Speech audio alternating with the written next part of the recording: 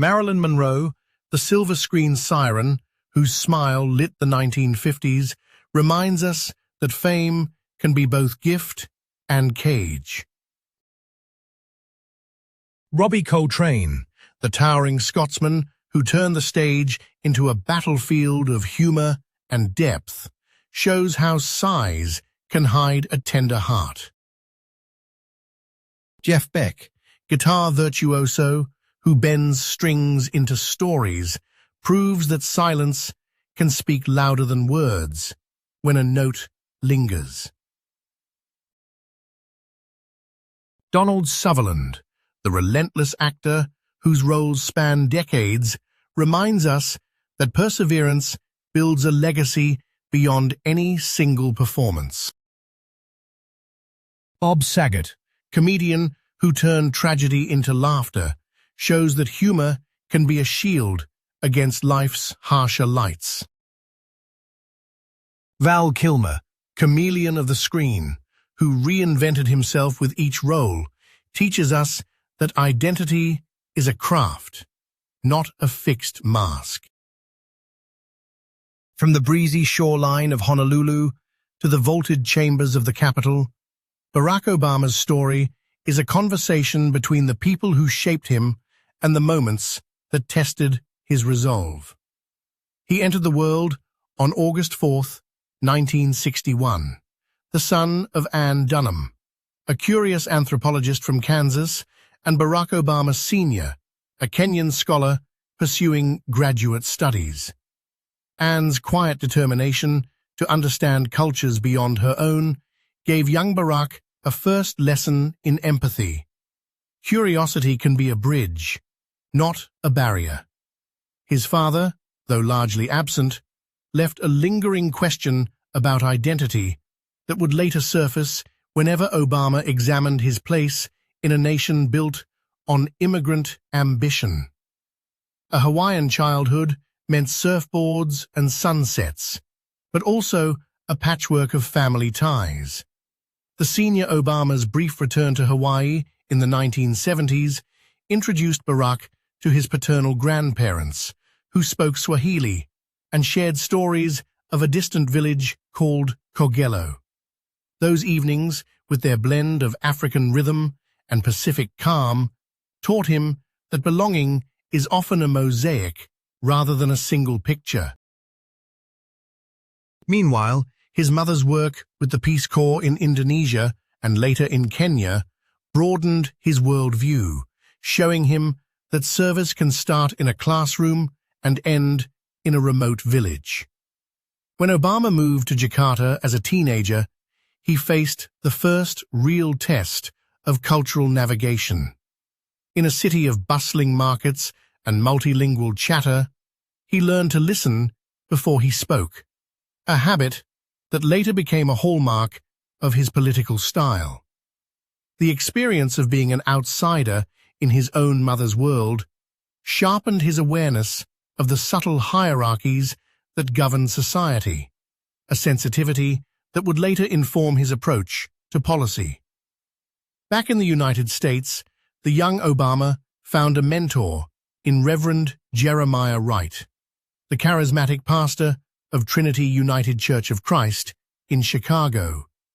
Wright's sermons, steeped in the black church tradition, framed injustice as a moral crisis, and they gave Obama a language for describing inequality that was both spiritual and political. It was in Wright's pulpit that Obama first practiced the cadence of a speech that could move a congregation and later a nation. Chicago itself became a crucible of relationships. As a community organizer in the Outgeld Gardens housing project, Obama met activists who believed that local elections could change the lives of residents. Among them was a determined single mother named Shay, whose tireless advocacy for better schools illustrated how personal stakes could turn civic engagement into a lifeline. The lessons learned on those streets, how to negotiate with city officials, how to rally volunteers, how to keep hope alive amid bureaucratic inertia, became the scaffolding of his later legislative work. A pivotal figure emerged in the form of David Axelrod, a political strategist who recognized Obama's talent for weaving narrative with data. Axelrod's guidance helped transform a community organizer's notebook into a polished policy brief, and later into a Senate campaign that hinged on the promise of hope. Their partnership demonstrated that ideas, however lofty, need a pragmatic architect to reach the public. The 2004 Democratic National Convention introduced Obama to a wider audience, but it also placed him on a stage beside seasoned veterans like Senator John Kerry and former Governor Bill Bradley. In that moment, the relationship chain shifted. Obama was no longer the newcomer learning from mentors. He became a peer whose words could reshape the party's direction. His keynote address, framed by the metaphor of a rising sun, resonated because it echoed the optimism he had absorbed from his mother's anthropological curiosity and his grandfather's Kenyan stories. The primary battle with Hillary Clinton in 2008 revealed a different kind of relationship, one of rivalry tempered by mutual respect. Clinton's experience and Obama's fresh perspective created a tension that forced both candidates to articulate a vision of the Democratic Party that could appeal to both old guard voters and a new generation. Their televised debates, while competitive, also highlighted a shared commitment to public service, an unspoken pact that would later manifest in collaborative legislation after the election. As president, Obama's inner circle expanded to include his wife, Michelle, whose own career as a lawyer and hospital administrator provided a steady counterbalance to the pressures of the Oval Office. Their partnership, built on mutual intellectual curiosity, meant that policy discussions often began at the kitchen table with a cup of tea. Michelle's influence was evident in the passage of the Affordable Care Act, a complex piece of legislation that reflected both Obama's ambition to expand health coverage and his wife's focus on practical, patient-centered care. The global financial crisis of 2008 tested Obama's resolve on the world stage.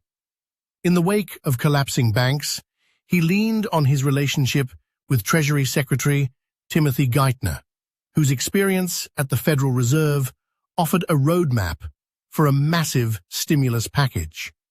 Their collaboration illustrated a core theme of Obama's narrative. Crises expose the need for leaders who can blend technical expertise with moral clarity. Foreign policy presented another series of relationships. With then Secretary of State Hillary Clinton, Obama navigated the delicate balance between diplomatic outreach and military restraint, a dance that culminated in the 2011 operation that led to Osama bin Laden's death. The partnership, though occasionally strained, underscored a shared belief that America's security could be pursued through both hard and soft power. Yet not all relationships were harmonious. The rise of the Tea Party and the subsequent congressional gridlock forced Obama to confront a polarized Senate, where figures like Senator Rand Paul and Representative Paul Ryan became emblematic of a new political opposition. Their stubborn resistance to the healthcare bill, for instance, forced Obama to refine his messaging, making the law's benefits more tangible to everyday Americans. In this adversarial dance, Obama learned that progress often requires patience, compromise, and the willingness to accept partial victories.